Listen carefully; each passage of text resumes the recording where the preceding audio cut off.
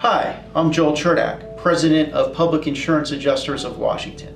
One of the major issues that is affecting policyholders today is the rising cost in property values. So whether it's a commercial building or whether it's a residential property, we've seen exponential increases in property values over the past year, which is great. So if you're a homeowner or a property owner or a commercial building owner, then you've seen the value of your property skyrocket since the beginning of the pandemic.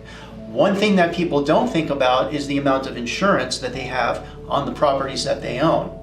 So a requirement that you have with your insurance carrier for the amount of insurance that you have on your property is that you must insure your property up to 80% of the value of your property. It's called the Coinsurance Rule. So your insurer will pay 100% of the replacement cost if you have a replacement cost policy, as long as you are insured to 80% of the value of your property.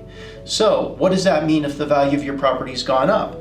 Well, while that might be great for you in looking at the value of your property, if that value now pushes the value of your property to the point where you are less than 80% insured, then that means if you file a claim, you're only going to get paid for that percentage of the value of your property for what you're insured. So let's say that you're only insured to 70% of the value of your property.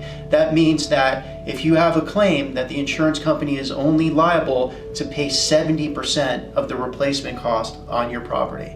So one thing that I advise all of my clients to do is review their policies, compare it to the value of your current property, and make sure that you're insured to at least 80% of that value, so that if you do have a loss, you'll get reimbursed in full for the value of the loss.